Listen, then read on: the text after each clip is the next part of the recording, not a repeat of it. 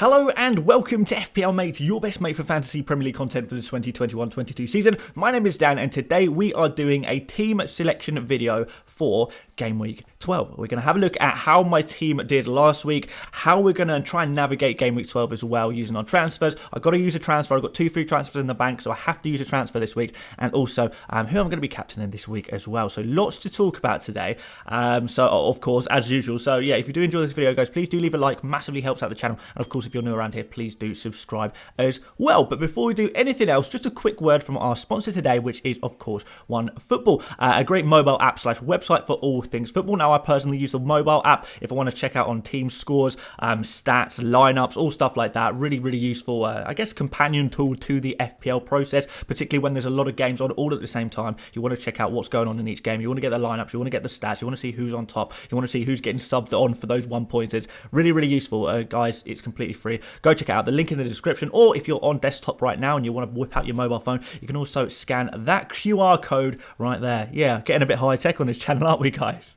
So let's have a look at how we did last week. 69 points in Game Week 11. It feels like so long ago, particularly since I literally got married between last Game Week and this Game Week. So much has happened in my actual personal life since this happened. But yeah, this is the situation that we found ourselves in. Pretty good points across the board. Now, I did make a transfer, Armstrong to Broja. It didn't work out. To be fair, I was going to bench Armstrong anyway, so it's not like I would have got those points, to be honest. But yeah, I kind of made that transfer to try and save a little bit of money, try and free up a little bit of cash and put that in the bank for future transfer moves to keep me very flexible for the future game weeks. And yeah, I mean, it worked in that way. But Broja, I don't know how that's going to pan out in the long term. I hope it can work out in the end, but certainly not so far. But benched anyway. Wasn't confident he was going to start enough. I did make the mistake of playing Duffy ahead of Livramento. I did think Duffy had the slightly better chance of a clean sheet than Livramento, but Aston Villa gonna Aston Villa, and you know, they're looking really bad at the moment. So Livramento was able to keep the clean sheet.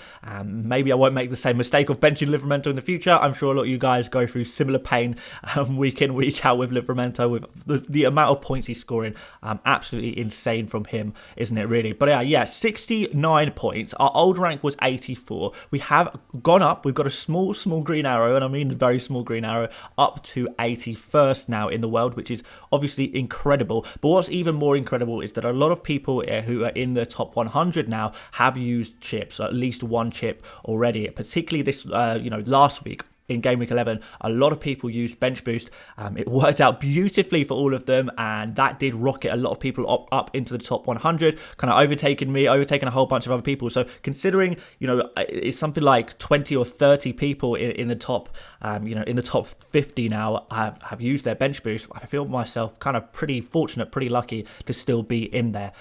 Do I wish I used my Bench Boost? Not really. I do think double Game Week is still going to be the play, but I'm not going to be a hindsight merchant or anything like that. Fair play for those of you guys who did use your Bench Boost. Absolutely smashed it. But yeah, really happy with our place now. Really feeling confident with Chip still in the back pocket. Still really liking my team.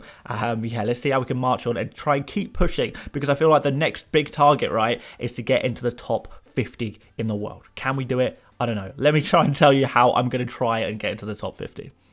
So guys, let's go player by player through this team. Like I said, I've got 2 free transfers. I've got 1.3 million in the bank, so we've got a little bit of money to splash as well. Let's see what we can do with it. But let's line up our team as usual first of all. And we're going to start off in goal with Aaron Ramsdale, quickly becoming the most popular goalkeeper in FPL, right? His ownership's going up and up and up. He's the guy everyone wants right now. And even though we've got a difficult fixture against Liverpool, it is kind of, it's becoming pretty obvious that he is a really good goalkeeper. He's doing well. He's in good form in an in-form Arsenal team as well. And he is keeping those clean sheets. I'm just going to play, like I kind of said before, a few game weeks ago, a few people were considering playing Foster ahead of Ramsdale. I'm not going to do that. I'm just going to play Ramsdale every single game, because, you know, the form that Arsenal are showing and the quality of the goalkeeper, you know, the saves that he's making, even if he does concede a goal, he is making a lot of saves and he is in contention for bonus points as well. So really liking Ramsdale. Definitely going to be keeping him firmly in my goalkeeper, between my sticks, if you like. We'll move on to defense. We've got Trent Alexander-Arnold Alexander-Arnold, a really nice score last week.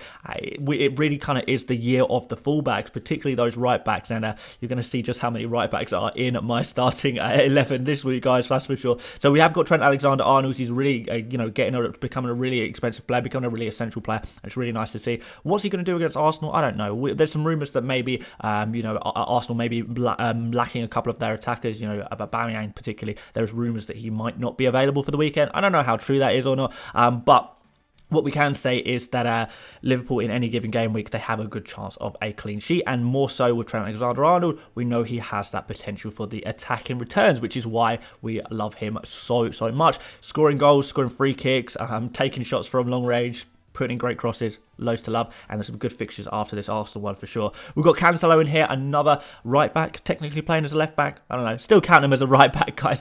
We've got a home game here against Everton. I think this is actually a really, really nice fixture. Everton have looked kind of off it completely recently, really not looking too good. I do think the quality that Man City have, they are going to, I think a clean sheet is very, very much on the cards. I really would be surprised if Man City didn't keep a clean sheet, and how well Cancelo's been playing, how advanced he's been playing, these shots, trying to put in crosses as well. It's looked really, really amazing, really impressive. So another player I'm really, really excited about this weekend as we can finally end the international break, and we can watch these quality players, exciting players, these high ceiling players do their stuff. Hopefully the same as last game week for Cancelo. We're going to do the whole thing again. Let's go.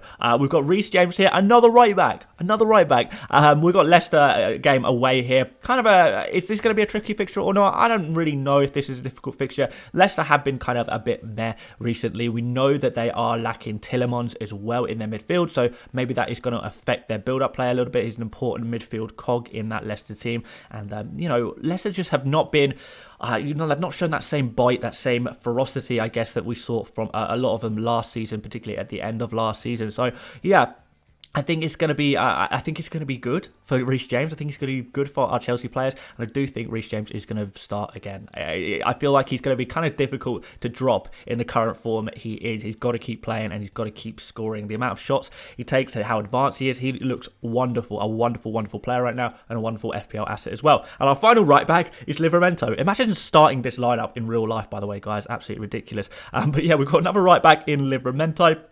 4.6 million he is now. Would you believe that Livramento was a 4 million player when we started this season? Southampton looking really good, actually. They're actually performing far better than I'm sure a lot of us were expecting. They are keeping clean sheets against all kinds of teams, and they've got this really nice game against Norwich. We are expecting Southampton, realistically. We're kind of hoping that they would keep a clean sheet in this game. An away game, but still a really good game indeed. So yeah, can Livramento keep a clean sheet? Absolutely. That's why he's in the starting 11. That's why he's in all of our fantasy teams, and that's why I do not dare drop him to the bench this week. No chance, guys. But yeah, also really good chance of some goal contributions as well. We have seen him do that so far this season. So let's move on into midfield. We've got Mo Salah, 13 million man. The 13 million man, absolutely crazy. Essential pick. How can he do it against Arsenal? Well, yes, of course he can. He can do it against anyone. And although last couple of weeks we've only kind of seen assists from him, we've not really seen so many goals from Salah over the last couple of game weeks for Liverpool. I do think that he's still got a really good chance. His underlying stats are still the best of any player in the Premier League. He is going to keep shooting. He's going to keep trying, whether it's a penalty or whatever. He is going to score more goals this season, and he's just going to show the form he's in. He is, I don't really like the gambler's fallacy, but he is due a goal, right, in the Premier League. It's going to come. Can it come against Arsenal? Absolutely. It could come against anyone. Never doubt Salah. We've seen him against Man City already absolutely storming it. We've seen him against Manchester United. Fair enough, Manchester United were being, kind of a little bit out of form. Again, absolutely storming it. So, yeah, any game, doesn't really matter. Salah is the guy. There we go. We've got Phil Foden. Again, I do like this fixture Man City have got against Everton. I think this could be a really good one. In general, I actually really, really love the Man City fixtures, but I just worry a little bit that there may be a little bit of rotation among the Man City players over a very, very hectic Christmas period. Loads of fixtures kind of thick and fast, 2 games per week in most weeks, right, guys? So, yeah. Foden, I really just hope that he can continue to be the main man at Man City. He is playing pretty much every single game since he has become fit.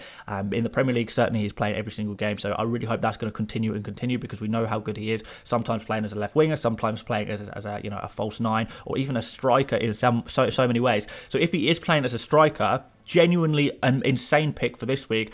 genuine captain option, and you know, as long as he is playing, he is gonna get you points. He really is. It's exciting stuff. We've got Kai Havertz, a player who, you know, I've been thinking about actually removing from my team. The plan was always to remove Kai Havertz from my FPL team in game week 12. However, it kind of does seem like Lukaku is still not quite available for Chelsea, so Lukaku's not going to be involved in this game.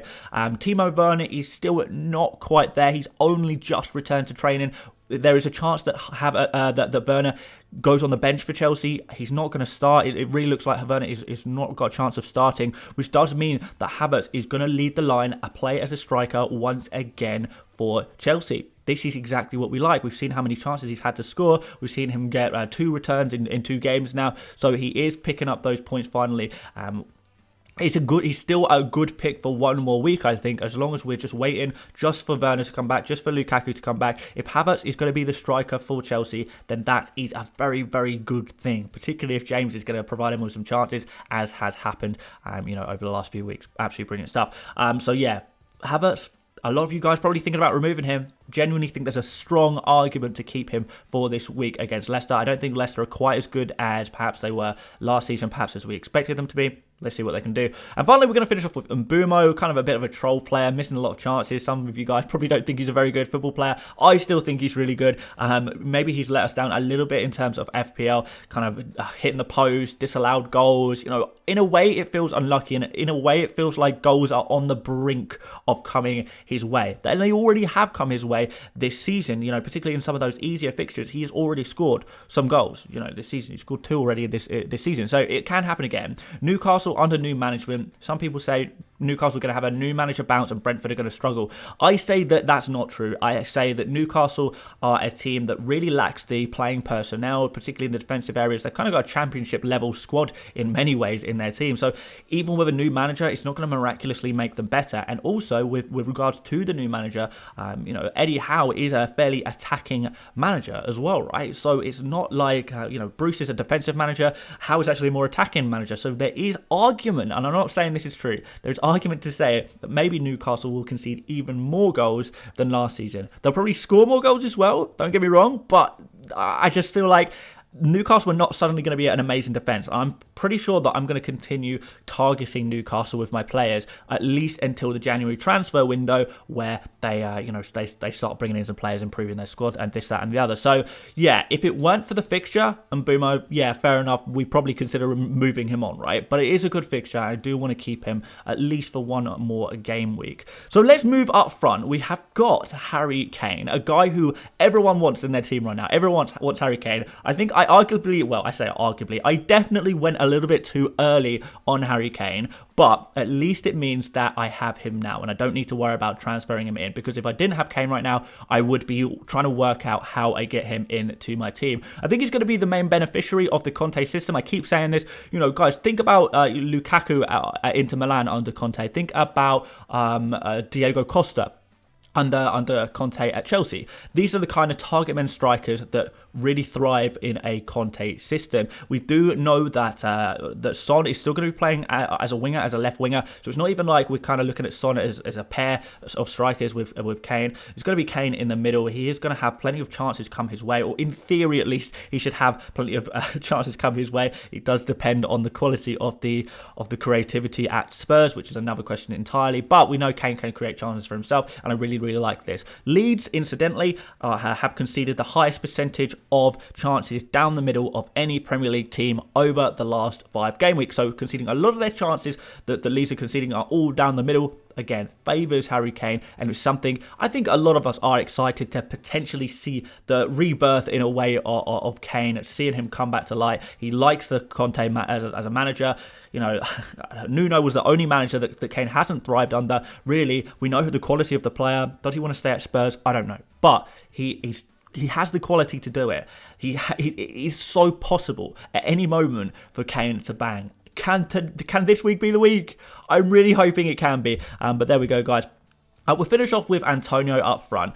He's got Wolves away. Wolves have conceded a few chances of recent weeks, maybe not quite as sturdy as we initially thought Wolves, but so I do think this could be an interesting fixture. In fact, it's probably Antonio's only good fixture for a while, but we do know the quality that West Ham have in their team. They're looking like a really good side. They're looking like a top 4 side, to be fair. They're looking that good. So yeah, I'm really hoping that Antonio can start delivering again, because his underlying stats look really good. He's involved. He's attacking. He's involved in all of those attacks that West Ham are producing, and West Ham are scoring goals as well, scoring a lot of goals. So all in all, it really does seem like Antonio is going to get something at some point. Again, can it be this week?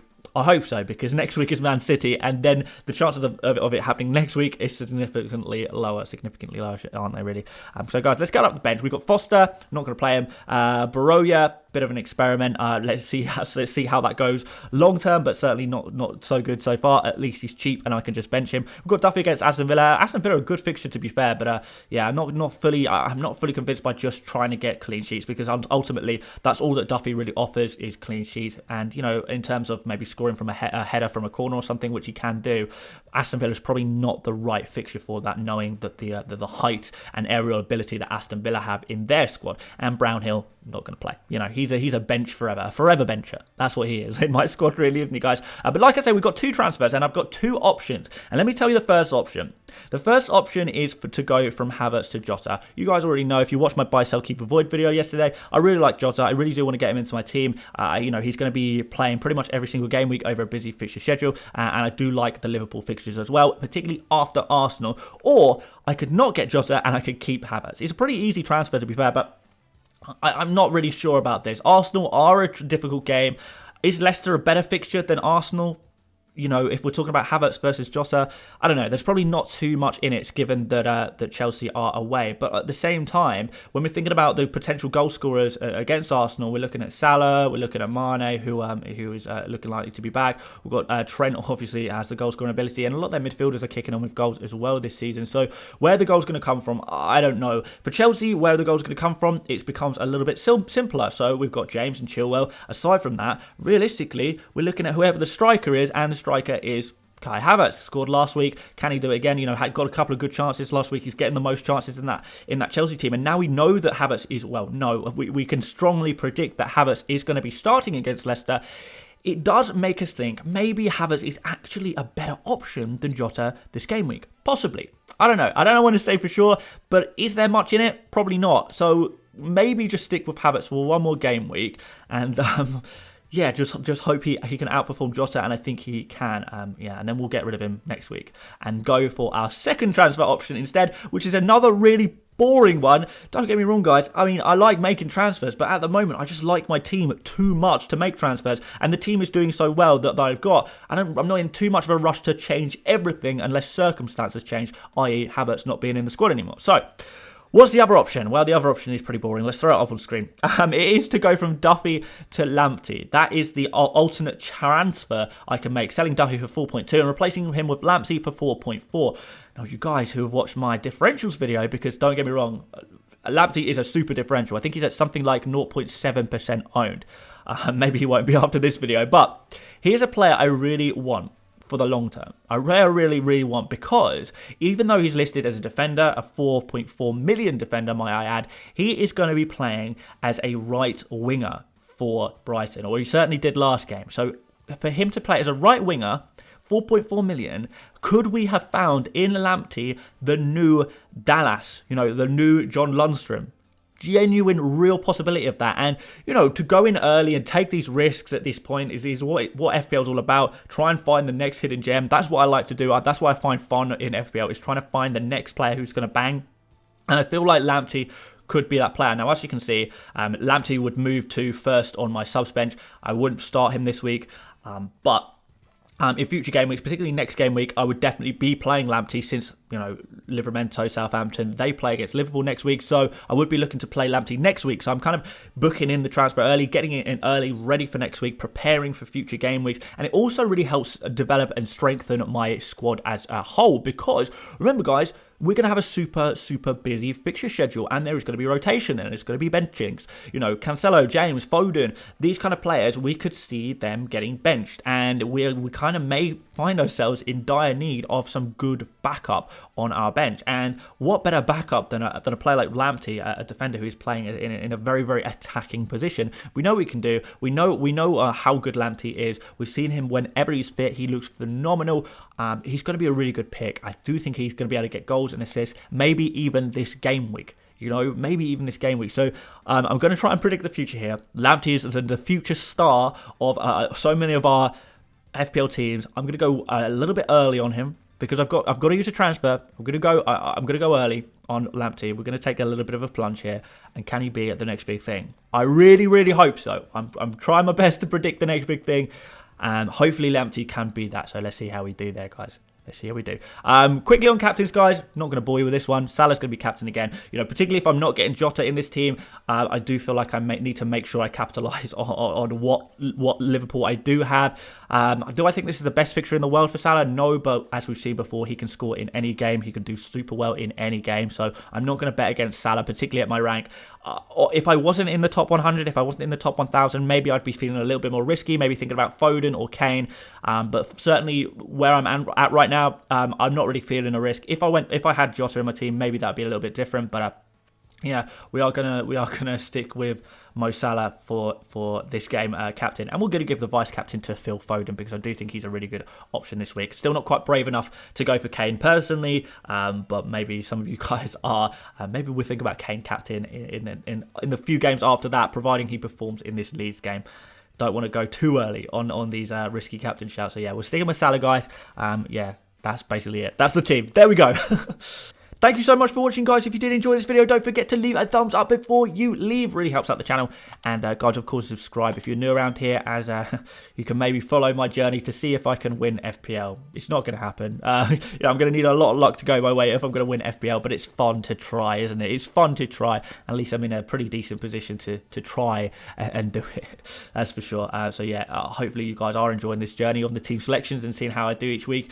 Hopefully we can have more green arrows all together, guys, but there we go. That's pretty much it for us today. I'm going to be doing a deadline stream on Saturday, 1 hour before the deadline. Hope to see a few of you guys there, but aside from that, guys, thank you so much for watching once again, and I will see you later, mates.